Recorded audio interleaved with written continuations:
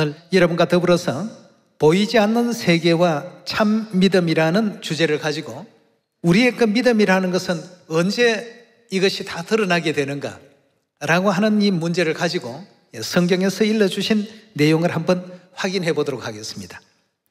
여러분, 믿음이 없다라고 한다면 구원이 가능할까요? 믿음이 없는 사람은 구원받을 수 없다라고 이렇게 성경에서 확실하게 규정을 하고 있습니다. 믿지 못하면 하나님 말씀에 순종할 수 없고, 순종이 되지 않으면 하나님의 어떤 주신 계명이든 율례든 그 가르침이든 따를 수가 없습니다. 보이지 않는 세계 속에 우리가 가지고 있는 믿음, 우리 자신의 어떤 믿음도 눈에 보이지 않기 때문에 내가 믿음을 크게 가지고 있는지 믿음을 작게 가지고 있는지 알 수가 없습니다. 그럼 보이지 않는 이 세계의 것을 볼 수 있도록 만들어내는 것이 있습니다. 그건 뭐냐 하면 어떤 상황을 주는 것이죠. 여러분들도 학창시절 과학 시간에 그런 경험이 있는지 모르겠습니다만 리터머스 시험지를 가지고 이 물질이 산성 물질인지 알칼리성 물질인지 구별해내는 그런 실험을 해본 경험이 있으십니까? 예. 처음에는 이 물질이 산성 물질인지 알칼리성 물질인지 알 수가 없습니다. 육안으로는 구분이 안 되기 때문에. 그러나 구분해낼 수 있는 그 방법이 리터머스 시험지를 그 액체 속에 넣어 보았을 때 어떤 색상으로 변화가 일어나는가를 통해서 이것이 산성이다, 알칼리성이다 하는 것을 가려냈던 그런 기억들이 다 있을 것입니다.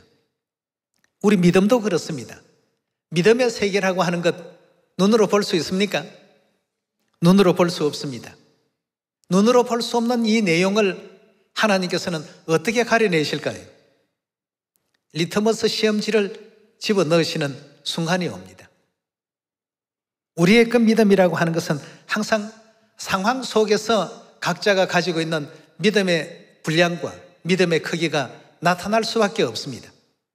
외부의 어떤 상황과 환경 속에서라도 그 중심에 하나님에 대한 믿음을 늘 가지고 있었던 사람들은 끝까지 변화가 없습니다. 항상 하나님께서 함께 하신다는 믿음을 갖고 있기 때문에. 그러나 그렇지 못한 사람은 이 주위의 어떤 그 사람들이 그렇게 하니까 그냥 따라가는 사람들은 언젠가는 그 모든 내용들이 다 드러날 수밖에 없죠. 예, 그래서 성경에서는 너희가 믿음이 있는가? 이 문제를 항상 날마다 점검을 해보라고 했습니다. 우리 고린도후서 13장 열어보도록 하겠습니다. 13장 5절의 말씀 보시면 너희가 믿음에 있는가? 너희 자신을 어떻게 하라고요? 시험해보라고 했어요. 내가 과연 믿음이 있는 사람인지 없는 사람인지. 믿음이 없는 사람이라고 한다면 이 구원에 나아갈 확률이 없습니다. 너희가 믿음에 있는가? 너희 자신을 시험하고 너희 자신을 확정하라고 했습니다. 믿음에 있는지 확실하게 한번 자신을 증명을 해봐야 되겠습니다. 너희 자신을 확정하라. 예수 그리스도께서 너희 안에 계신 줄을 너희가 스스로 알지 못하느냐? 그리스도께서 우리 안에 계시고 성령과 신부께서 함께 하시고 날마다 우리가 이론적인 어떤 내용 속에서는 다 모두가 그런 믿음을 갖고 있노라 하고 이렇게 얘기들을 하고 있습니다만 실상 어떤 상황이 오게 되면 상황 속에서는 이 모든 것이 달라져 버리니까 이런 것이 이제 굉장히 참 큰 문제가 되는 것입니다. 자, 여기 5절에 다시 봅니다. 너희가 믿음에 있는가? 너희 자신을 시험하고 너희 자신을 확정하라. 예수 그리스도께서 너희 안에 계신 줄을 너희가 스스로 알지 못하느냐? 그렇지 않으면 너희가 어떤 자라고요? 버리운 자니라고 했습니다. 예. 그럼 버리운 자라는 이 내용은 이 사람이 구원받을 수 있다는 뜻입니까? 하나님께서 버리시고 구원에서 배제되고 천국에서 버리운 이와 같은 위치에 우리가 놓이게 된다면 구원이 없다는 의미가 아니겠습니까? 6절의 말씀 보시면 우리가 버리운 자 되지 아니한 것을 너희가 알기를 내가 바라고 우리가 하나님께서 너희로 악을 조금도 행하지 않게 하시기를 구하노라 하고 했습니다. 우리가 믿음에 있는가? 너희 자신을 항상 시험해보고 너희 자신을 확정하라고 했습니다. 오늘의 우리의 삶이, 오늘의 나의 삶이 과연 믿음으로 지금 행하면서 하루를 살아가는가? 믿음으로 하지 않는 모든 것이 다 뭐라고 했죠? 죄라고 했습니다. 믿음으로 행하지 않는 모든 것은 전부 하나님 보시기에 죄라고 이렇게 일깨워 주셨기 때문에 오늘 이 시간 여러분들과 더불어서 우리는 항상 어떤 환경과 어떤 상황 속에서도 하나님께서 약속하신 언약의 길대로 나아갈 수 있어야 되죠. 주위에 어떤 여러 가지 많은 어떤 소문과 난리와 이런 어떤 상황 논리에 우리 믿음이 변정이 되거나 우리 믿음이 사라져버리게 된다면 우리 속에 하나님이 안 계신 겁니다. 그렇지 않겠습니까? 그래서 마태복음 7장에 우리 예수님께서 이런 가르침의 말씀을 주셨습니다. 마태복음 7장 24절입니다. 그러므로 누구든지 나의 이 말을 듣고 행하는 자는 그 집을 반석 위에 지은 지혜로운 사람 같으리니 비가 내리고 창수가 나고 바람이 불어 그 집에 부딪히되 무너지지 아니하나니 이는 주초를 반석 위에 놓은 연고요 나의 이 말을 듣고 행치 아니하는 자는 그 집을 모래 위에 지은 어리석은 사람 같으리니 비가 내리고 창수가 나고 바람이 불어 그 집에 부딪히매 어떻게 된다고요? 무너진다고 했습니다. 외부의 어떤 다른 상황이 발생되기 전에는 그 집을 모래 위에 지었던 반석 위에 지었던 두 종류의 그 집들이 다 건재합니다. 그러나 바람이 불고 창수가 일어나고 태풍이 불고 여러 가지 외부의 어떤 환경과 요인이 가해지게 된다면 그제서야 그 사람이 지었던 믿음의 집이 반석 위에 세운 믿음의 집인지 아니면 쓰러지고 무너질 집인지. 그래서 성경 말씀에는 너희가 믿음이 있는가 너희 자신을 항상 시험해보라 말이에요. 내가 과연 아버지 어머니께서 허락하신 그 믿음 가운데 제대로 지금 서 있는가? 나를 도우시는 이는 누구신가? 나를 또 이끄시는 이는 누구신가? 또 이 시온은 어떤 곳인가? 이 안전한 처소된 시온이라고 하나님께서는 수도 없이 말씀을 주시는데 안전하지 않는 것처럼 자꾸 오해를 하는 이런 어떤 믿음은 내가 갖고 있지 않는가 말이에요. 여러분, 시온은 아버지께서 계시고 어머니 하나님께서 함께 하시는 곳입니다. 그래서 고린도후서 13장에서도 너희가 믿음에 있는가? 항상 너희 자신을 시험하고 확정해보라 말이죠. 여러분, 우리가 하나님에 대한 믿음을 갖지 않는다면 하나님 믿어야 될 이유가 없지 않습니까? 안식일마다 하나님의 말씀을 듣고 배우고 하는 이 모든 일들은 결국 무엇을 위해서겠습니까? 우리가 믿음을 갖고 또 하나님께서 주신 말씀대로 행하기 위해서 그렇게 하는 것 아니겠습니까? 그래서 우리가 가진 이 모든 보이지 않는 이 믿음을 하나님께서는 보게끔 나타낼 수 있도록 하게 하기 위해서 항상 여러 가지 상황을 주십니다. 상황을 주셨던 하나의 어떤 표본이 되었던 사례가 40년 광야 생활이었습니다. 이스라엘 백성들 애굽 땅에서 나올 때 하나님에 대해서 어떤 기대를 가졌겠습니까? 애굽 왕 바로마저도 굴복시킨 전지전능하신 우리 하나님 정말 참 대단하시다. 이렇게 하면서 애굽 땅에서 나왔습니다. 10가지의 어떤 재앙을 내리시는 그 권능도 참으로 시대와 역사를 하나님께서 이끌어 가신다는 것도 이스라엘 백성들은 전부 다 느끼고 나온 가운데 있습니다. 그런 어떤 일순간적인 믿음이지만 믿음을 갖고서 그들이 하나님의 그 역사하시는 홍해 바다가 갈라지는 놀라운 어떤 장면도 목격했고 홍해 바다를 건넜습니다. 뒤따라오던 애국 군대를 완전히 다 엄몰시키시는 하나님의 전능하신 광경도 보았습니다. 이스라엘 백성들이 정말 참 부인할 수 없는 하나님의 능력을 현장에서 바로 또 체험했던 그런 순간이었습니다. 그런데 광야 생활 막상 시작을 하고 보니까 이 광야라고 하는 곳은 비옥한 어떤 땅이 아니죠. 말 그대로 황무지 땅입니다.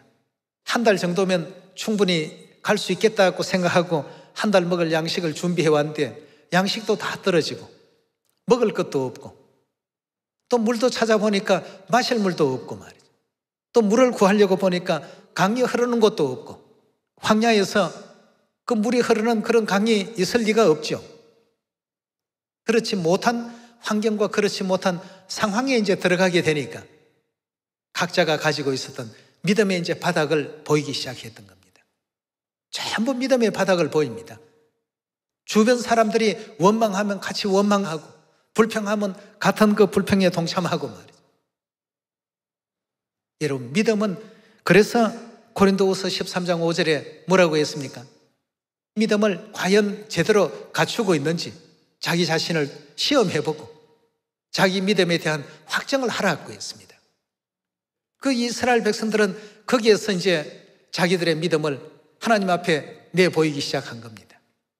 애굽 땅에서 나올 때는 6월절의 그 크신 권능으로 강력한 왕권을 가지고 있었던 애굽 왕 바로마저도 두 손 두 발을 다 들고 하나님 앞에 항복을 했습니다.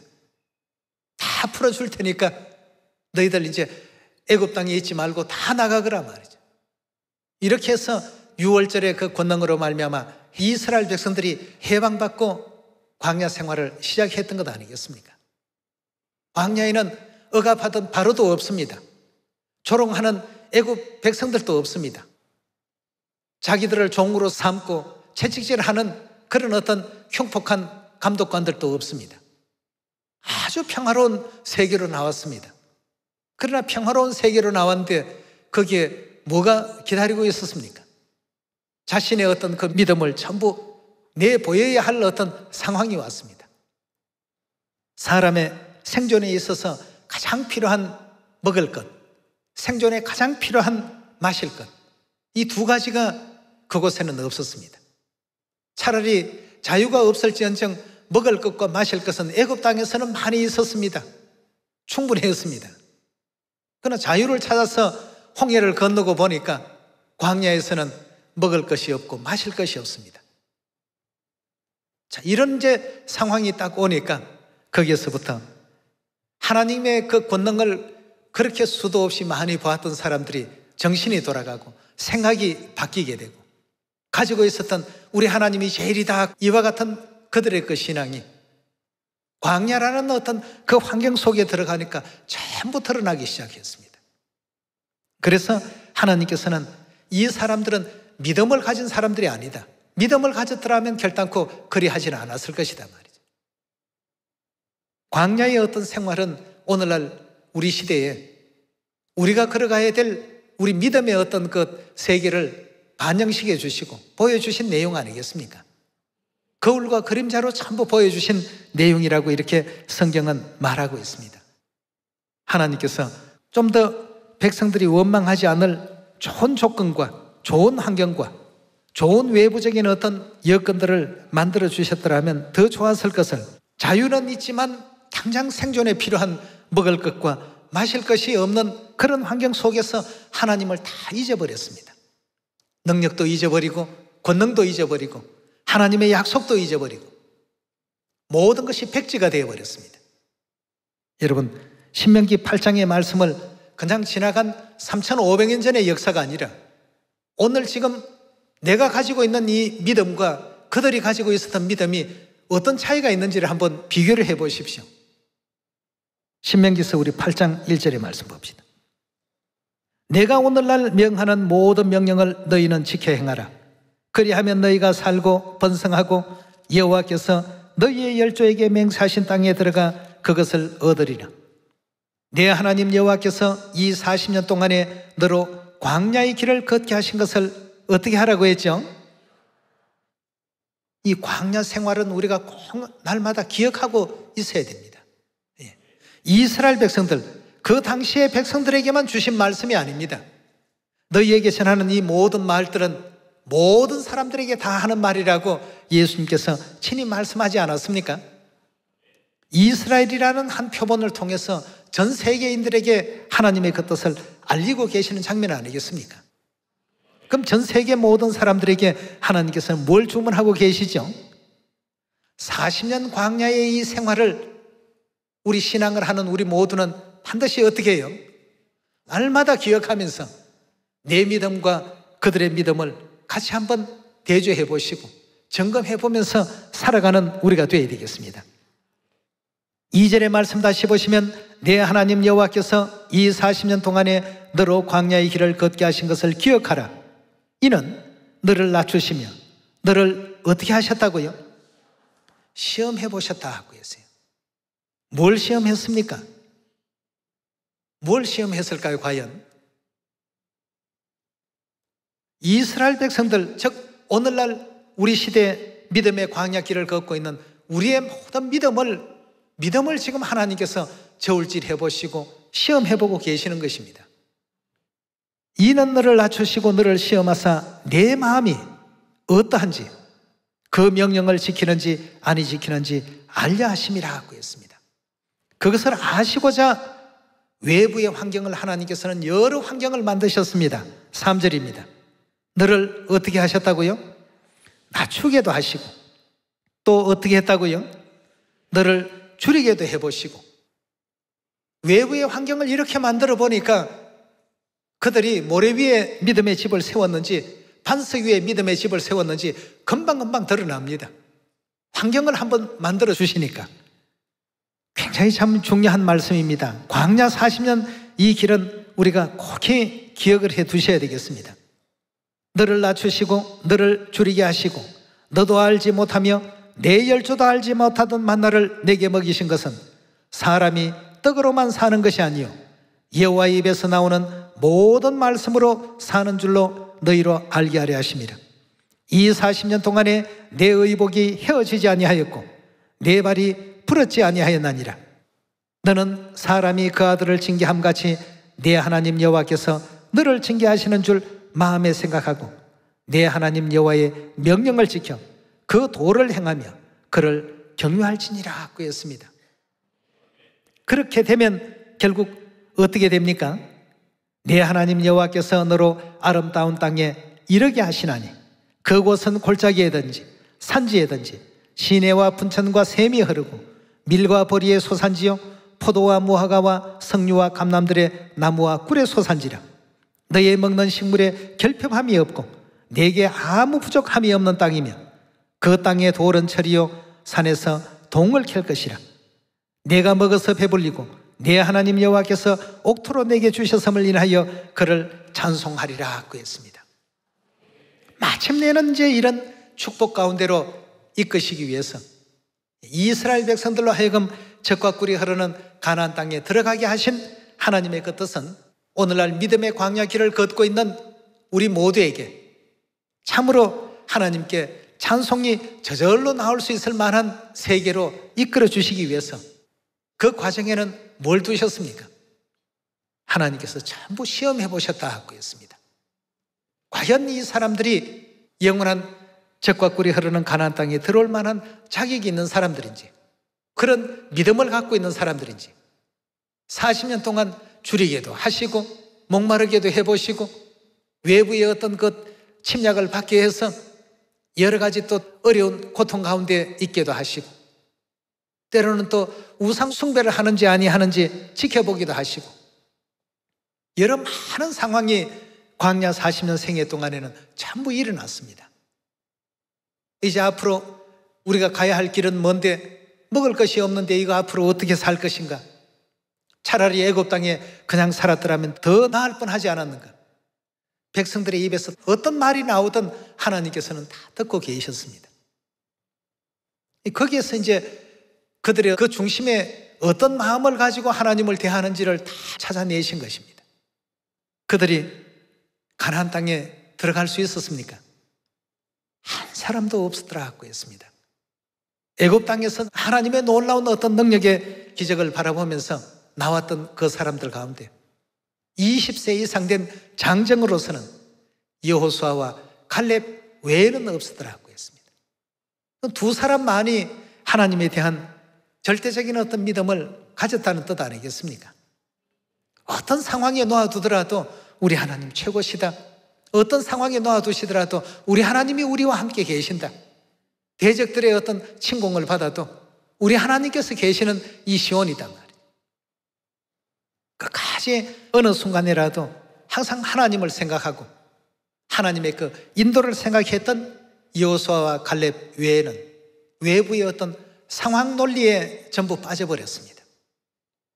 12장탄군의 얘기 가운데서도 그런 내용이 있습니다.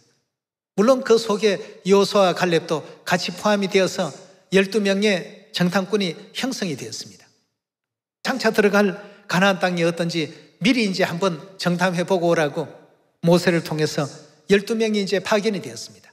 각 지파의 최고의 어떤 믿음을 가진 사람들, 성경에는 두령이라고 이렇게 표현되어 있는데 제일 이제 앞선 자들이라는 뜻입니다.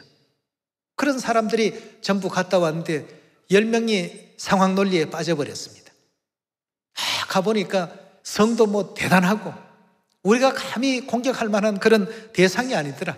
우리로서는 감당할 수 없는 적들이더라 말이죠. 그리고 사람들도 얼마나 참 기골이 장대하고 크든지 우리가 감히 그들과 대적해서 이길 수 있다는 확률은 천문학적인 숫자에 불과한 어떤 그런 내용이다 말이죠. 하나님께서 믿음을 지켜보시기 위해서 다 그런 환경을 만들어 두셨습니다. 이렇게 해서 그렇게 대단하다고 이렇게 평가했던 그 무리들을 여호수아와 갈렙은 뭐라고 평가했습니까? 저들은 전부 우리 밥이다, 아무것도 아니다 말이에요. 저들의 신은 저들에게서 떠났고 저들은 우리 앞에 아무것도 아니다. 우리 전능하신 하나님께서 우리와 함께 계시지 않느냐. 우리 군대가 보기는 이렇게 보여도 하나님께서 이끄시는 군대다 말이죠. 여러분, 이런 상황이 왔을 때 한쪽 무리는 이건 포기하자, 우리가 해봐야 이건 되지 못할 어떤 그런 상대다 말이에요. 한쪽 무리는 어떻습니까? 그렇지 않다. 하나님이 우리와 같이 계시는데 여기에서 이제 그들의 어떤 믿음이 어떠했는지 광야 40년의 생활을 항상 하나님께서는 기억하라고 이렇게 말씀을 주셨습니다. 이 교훈을 절대 잊어버리지 않는 여러분과 제가 꼭 되셔서 어떤 환경 속에서라도 잠잠히 우리를 사랑하시고 인도하시는 하나님의 그 인도를 받아서 영원한 천국까지 이룰 수 있는 우리가 되어야 됩니다. 많은 사람들이 다른 어떤 외부 환경에서 두려워 떨지라도 그들에게 오히려 더 많은 어떤 위로와 격려와 믿음을 전해줄 수 있는 자녀들이 다 되셔야 되지 않겠습니까? 히브리서 11장 1절의 말씀 보도록 하겠습니다. 믿음은 바라는 것들의 실상이요 보지 못하는 것들의 증거니 선진들이 이로써 증거를 얻었나니라. 믿음으로 모든 세계가 하나님의 말씀으로 지어진 줄을 우리가 아나니 보이는 것은 나타난 것으로 말미암아 된 것이 아니라 믿음으로 아벨은 가인보다 더 나은 제사를 하나님께 드림으로 의로운 자라 하는 증거를 얻었으니 하나님이 그 예물에 대하여 증거하심이라.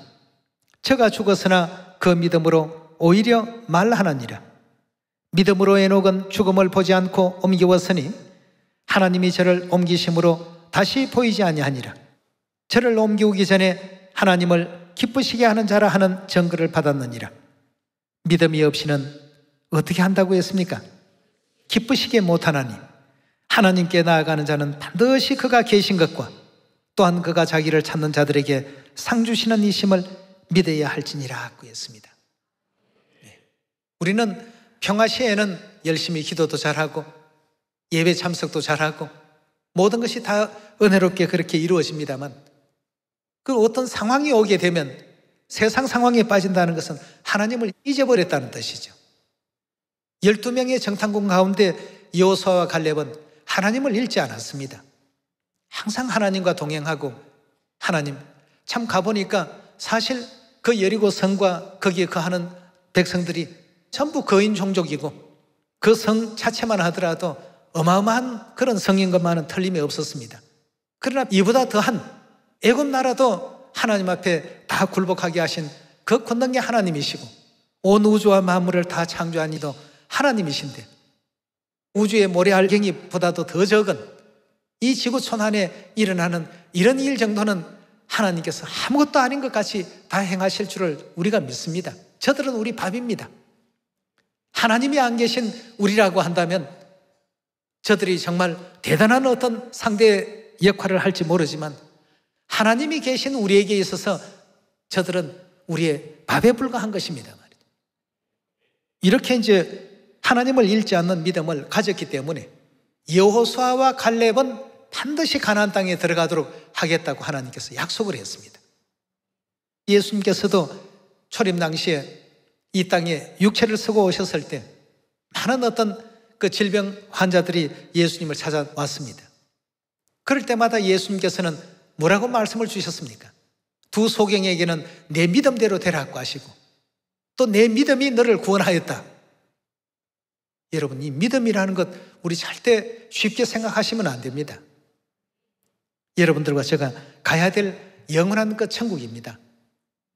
그곳까지 가기까지에는 여러 가지 많은 상황이 우리를 시험해보고 우리의 믿음을 저울질해 볼 것입니다. 그때마다 여호수아와 갈렙을 생각합시다. 하나님을 생각합시다. 네. 그래서 광야의 길을 절대 잊어버리지 말고 이 상황을 꼭 기억해야만 우리는 영원한 천국 가나안까지 나아갈 수 있습니다. 과연 어떤 때 우리 믿음이 진실로 드러나게 될까? 상황이 올 때 드러납니다. 예전에도 한번 여러분들에게 그런 예화의 말씀을 드린 적이 있습니다. 어떤 작은 연못이 있었습니다. 한겨울이 되어서 그 연못이 다 깡깡 얼었습니다.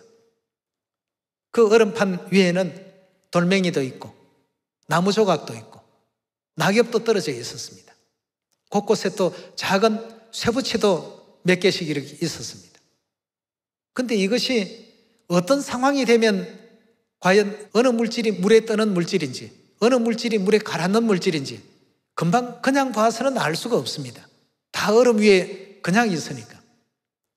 그러나 기온이 많이 올라가서 얼음이 녹는 어떤 계절이 오게 되면 자기 본래의 어떤 그 모습을 드러내기 시작합니다. 돌과 쇠붙이는 어떻게 했습니까? 물속으로 가라앉을 것이고 낙엽과 나무 토막은 어떻습니까? 물 위에 뜰 것입니다.